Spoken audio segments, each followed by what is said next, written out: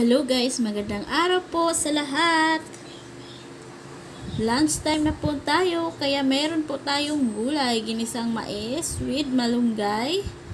And meron din po tayong lumpiang togi dahil paborito ng aking chikiting ang lumpiang togi.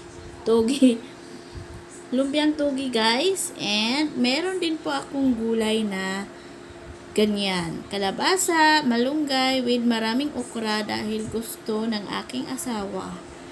So, ayan guys, kain po tayo. Ano po ang inyong tanghalian ngayong tanghali? Ang amin po ay simpleng ulam lang po palagi, araw-araw. Gulay lamang po iyan.